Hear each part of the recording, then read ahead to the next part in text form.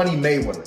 I wanted to punch Floyd in his face so bad. If he gave me an opportunity tomorrow, I'd do it. Okay? How can I say no? Floyd Mayweather built an untouchable record, 50 wins and 0 losses, a testament to his unmatched defense and razor-sharp boxing intellect. Yet, hidden behind that flawless resume lies the story of Keith "One-Time" Thurman. Every fighter eventually reaches a breaking point, a moment when patience fades and passion turns to rage. For Thurman, this clash went beyond competition. It was a statement, a bold claim that Mayweather had been avoiding the one opponent who truly posed a danger to his legacy. Even now, long after his final professional bout, the influence of Mayweather still echoes across boxing. Icons like Manny Pacquiao and Roy Jones Jr. have even hinted at stepping back into the ring with him once more. You want to fight? Come on. I mean, I ain't tripping. You ain't got to troll me. Come see me. That's who I am. I don't do talk well. You think there's a possibility, Roy? Like, we might get this exhibition? Ain't gonna be no exhibition. I want a real. Ain't no sense being an exhibition. What we gonna play for? We both fight for real. What we playing for? Wasn't no exhibition. We didn't make it real. Exhibition for people playing. We ain't playing. It happened that way. It happened to me many times. Did you want a rematch with Floyd? I'm still active. It's up to him if he's going to fight. You would even fight him today? Even here. Oh my goodness. Even here. Stepping into the ring with Floyd Mayweather isn't just another boxing match, it's a full-blown cultural spectacle. They call it the Mayweather payday, a golden ticket that can change a fighter's life overnight. For years, countless contenders have waited in line, dreaming of that one historic chance. But in the world of Mayweather, getting the call wasn't about skill alone. It was about being chosen. And Mayweather's used to that, you know? It looked like Mayweather was trying to scuffed up the Roy Jones Jr. They were beefing online for a little bit, right? Because Roy doesn't get Floyd no credit. He says he's not the greatest ever.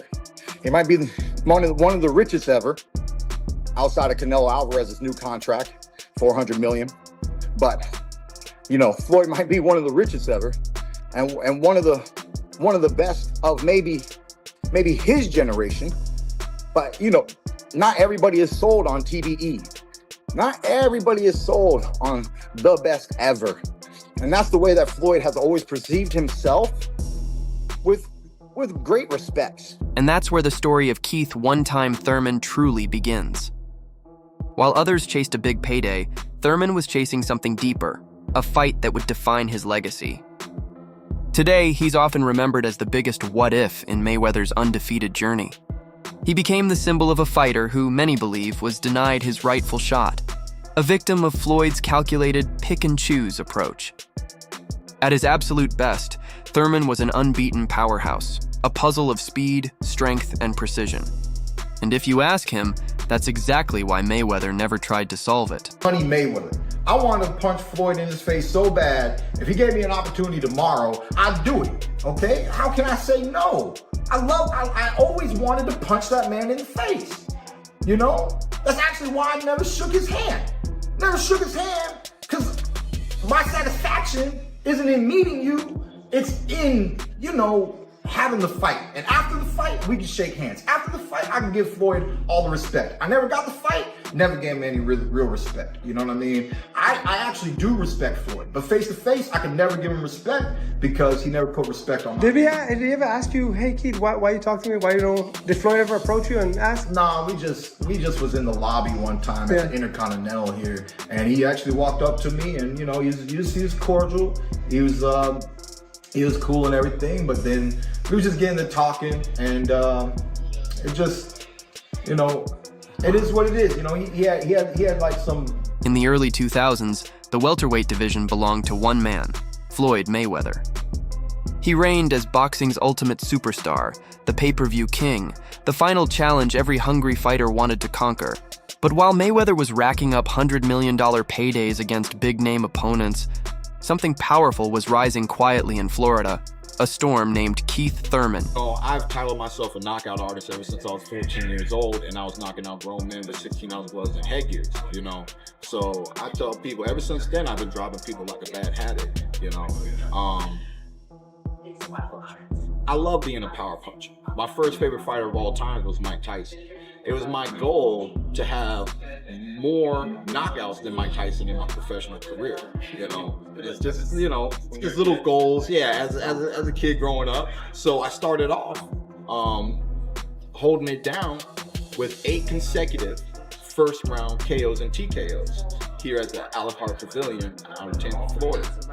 And it took me 8 knockouts before I chose to give myself a nickname. And it was because all of those knockouts occurred in the first round, and because of the devastating power, and because of the story that my father once told me, that I chose to take upon the name Keith One Time Thurman. They called him One Time, a nickname born from his ability to end a fight with a single thunderous punch. Keith Thurman was a rare mix of explosive power, blistering speed, and refined technique. He didn't just win fights, he destroyed his opponents, tearing through the ranks with a relentless drive that demanded attention. There may be some things y'all don't agree with that I say.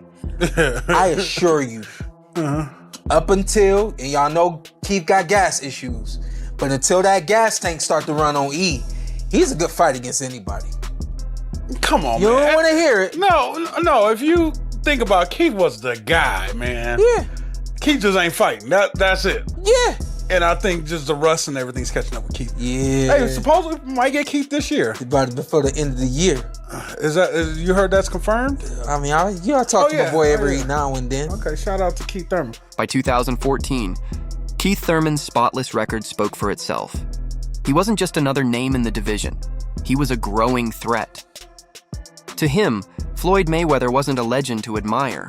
He was the mountain that needed to be climbed and conquered. While others waited patiently for their shot at the Mayweather lottery, Thurman made his own path, and his mission was clear: end the undefeated reign. What followed shook the boxing world. Thurman didn't ask for the fight, he demanded it. In a string of fiery interviews between 2014 and 2015, he called Mayweather out with a confidence so bold, it bordered on defiance. That's right, baby. You know, Floyd is supposed to be TBE, and I want to fight the best. I want to fight the man. You know, it ain't like Floyd's gonna knock me out. When has Floyd knocked anybody out in the past several years? Huh? So if anybody should be scared, it should be him. If anything I'm gonna get a great learning experience in my career. And to be honest, I'm looking forward to destroying Mr. Floyd Money Mayweather. I have a motto. This is my personal motto. It's called burn money. Burn money. 2015, we getting ready to burn money. While most fighters spoke of Mayweather with quiet respect, Thurman took a different approach. He spoke to him, not about him. Staring straight into the camera, he sent a direct challenge. Do you want to fight? Just be real with me. If you're going to ignore me, then say it. Let me know you're walking away. You know, I'm a young, strong champion, Floyd. Come get it. I'm undefeated like you, baby. Come take my O, baby. Come take my O. I'm ready. We'll go back to camp right now. We'll go right back to camp, baby. You see my 6-pack? I'm gonna go run laps tomorrow. It is what it is, man. Outside of Floyd, there's a lot of great champions in the welterweight division, and they know who to call. His name is Al Heyman. Call Al Heyman, baby. Thank you so much for this opportunity, and I'm looking forward to other opportunities. I beat this fighter, I can beat any fighter. Thurman wasn't chasing a paycheck. He was chasing greatness. He wanted a battle for supremacy, not a headline bout for money. The tension hit its peak when Thurman boldly declared, "If anyone should be scared, it's him." The boxing world took notice. Here was an undefeated knockout artist in his prime, publicly calling out the sport's biggest name and accusing him of running from a real fight. Thurman didn't hold back either. He questioned Mayweather's opponent choices, pointing to fights like the one with Andre Berto as safe. Strategic selections meant to protect his perfect record, but what fans saw on camera was only part of the story. Behind the scenes, the tale took a sharp turn into the murky world of boxing politics. As Thurman kept pushing for his shot, he began revealing a sequence of behind-the-scenes moments that, in his eyes, proved he'd been deliberately avoided. To get the fight, and then they politically took the position away from me by elevating him up to the super champion, which made it so that he was no longer obligated to any mandatories. And now I'm currently the WBA super champion of the world. So, You know, to me, the real purpose of holding the super champion, once when I studied the industry and understood politically what this belt and what that belt means, to me, the real purpose of having the super champ is to do things like this and have a unification bout. Because when a fighter has 2 belts, he's supposed to have 2 mandatories. Now that means that you don't really get to pick the fight that you want anymore, because now you're getting this mandatory thrown upon you from this federation, you got this mandatory thrown on you from another federation, and then it's less for you to do what you want to do for your career. So by the WBA creating that super title, that allowed Floyd to really only focus on one mandatory, which was the WBC, if he wants to take it or not, and it gave him way more room to move his career the way that he wanted to move it. And because he was able to do that, one thing that he was not presented with, one thing that nobody had to get in his face and ask him about was, how do you feel about Keith one-time Thurman, who is your #1 mandatory challenger in the WBA? You know, as soon as he fought Maidana and got that title, I'm the mandatory. He schedules a rematch, so there's no point in talking about it. He wins again. Now, the question is, how do you feel about your mandatory? Thurman revealed that after earning his spot as the mandatory challenger, he was finally next in line for a shot at the WBA welterweight title. But then something unusual happened. Instead of granting him the fight he'd worked for, the WBA made a surprising move. They elevated Floyd Mayweather to super champion status. Thurman, instead of getting his long-awaited title shot, was quietly handed the regular champion belt. And that's when Floyd Mayweather ends up fighting Marcos Maidana. To a very close fight. Maidana fought a tough fight. He fought a tough fight. I don't even know how it got to be like that, because I saw him get outboxed easily by Devin Alexander at his first fight at 147. But somehow, some way, maybe Floyd just underestimated the wild bull of a man that Maidana was at the time. And so the fight was so entertaining. Floyd did a rematch. That time, he clearly outboxed Maidana. He didn't lay on the ropes. He didn't let so many big overhand rights come in. And it was a clear showing that Floyd got the second fight. That was only 2 of his rematches throughout his whole career, 50-0, 2 rematches. So now, where is Floyd? He is the reigning welterweight WBA champion of the world. Where was I?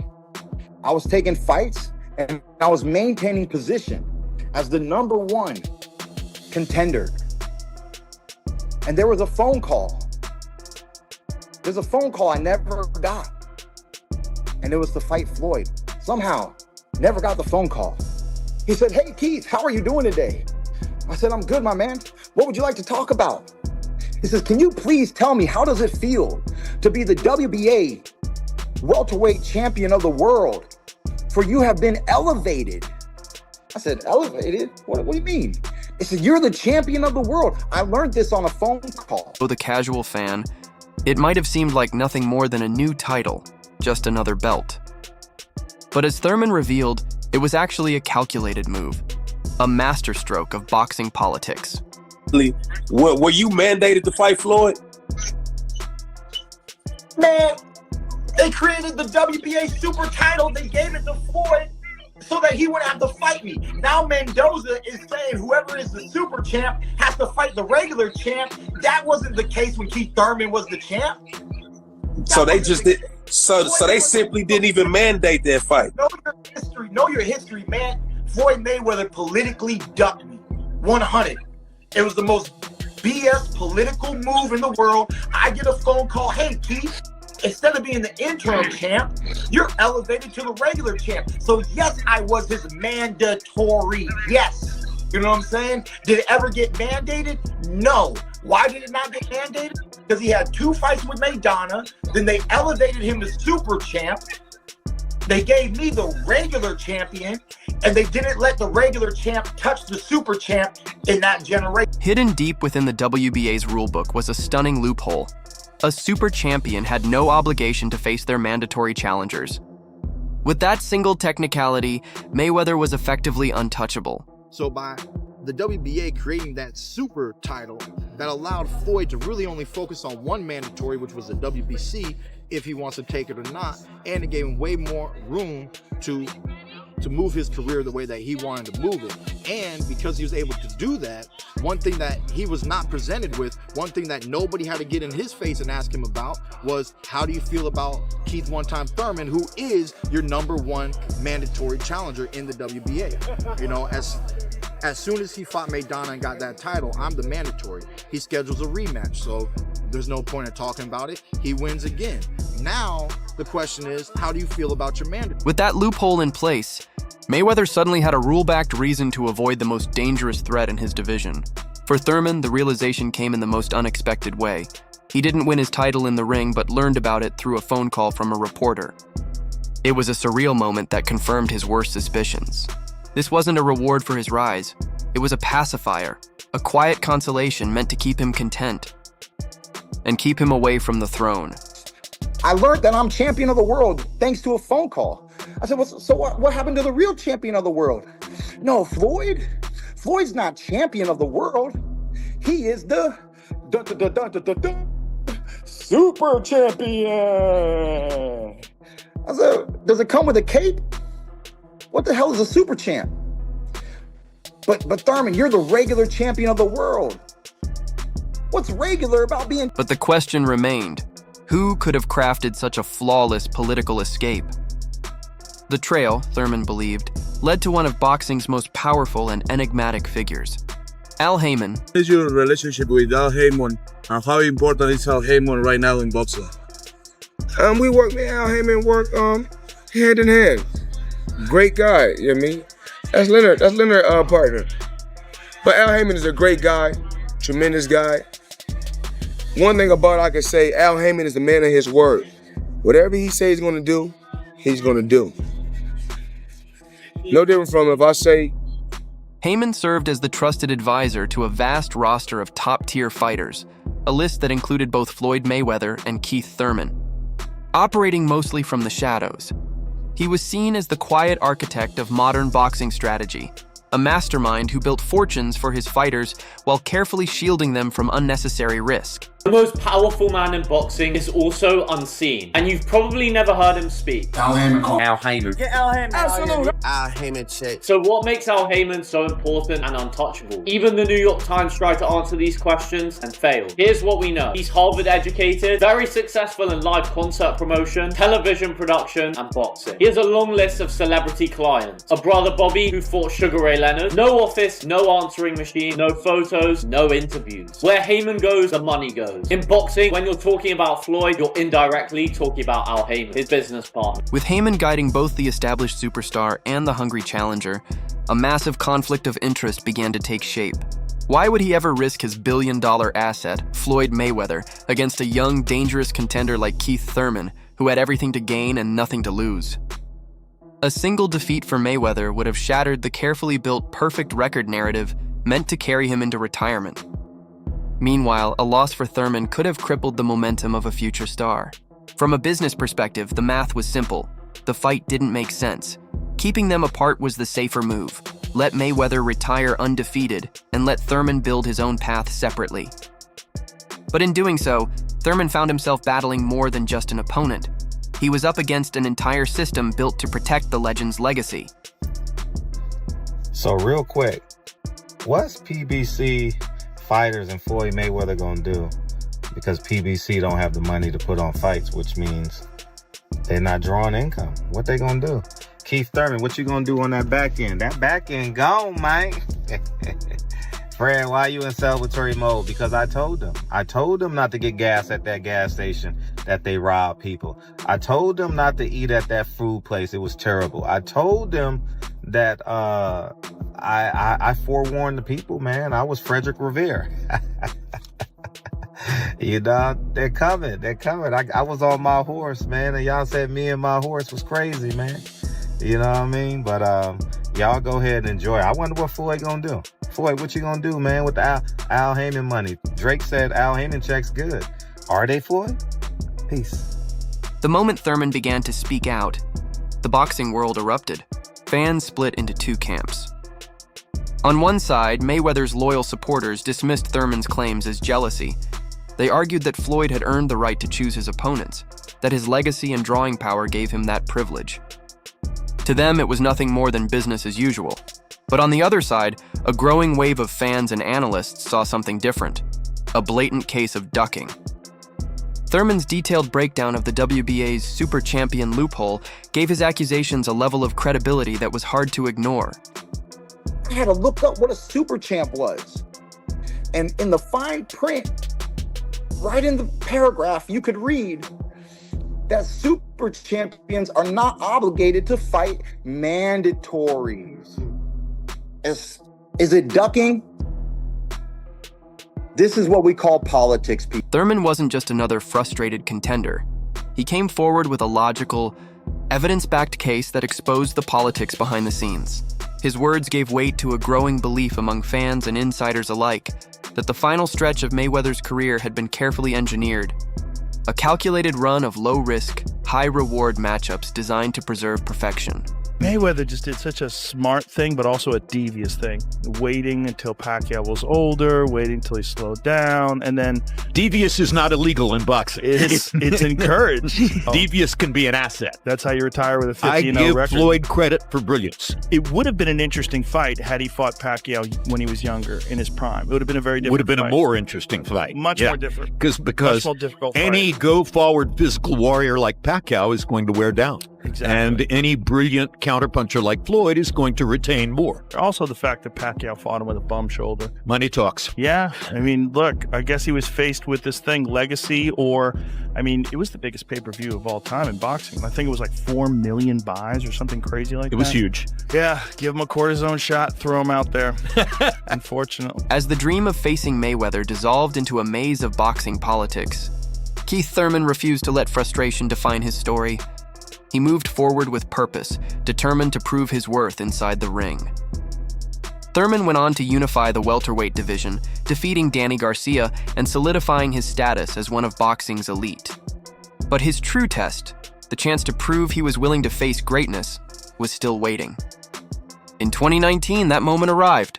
It wasn't Mayweather standing across from him, but another living legend, Manny Pacquiao. You know, I never got the Floyd Mayweather fight. So, you know, the Pacquiao fight just was the next level for me. And I just couldn't say no. I had some issues that year that I wasn't happy about with my body, but I was fighting through it with my left hand because after the Pacquiao fight, I needed surgery. I needed surgery after the Jose Cito Lopez fight. My doctor was at the fight in Brooklyn, New York. He lives in California, and he was at the fight. So he's backstage with me. He goes, "Hey, Keith." He's like, "You ready for the surgery?" And I said, "Hey, Doc, I think they're going to give me something special because Adrian Broner just fought Manny Pacquiao." Yeah. And so we knew that Pacquiao was on the PBC side now. And so, you know, sometimes we can foretell things a little bit in boxing. Sometimes we can, sometimes we can't. And I just kind of knew what was going to be in the works. And they kind of told me, like, hardcore, like, "Yo, Keith, if you want it, it's yours. If you don't want it, we're gonna give Pac to Danny. You know, Oh, wow. we're gonna go off for Danny Pacquiao." Wow. And I couldn't say no. And that wraps up today's video. If you enjoyed the story, make sure to hit that like button, subscribe, and tap the notification bell so you never miss our next upload. We'd love to hear your thoughts, so drop a comment below and join the conversation. Thanks for watching. Stay tuned, and we'll see you in the next one.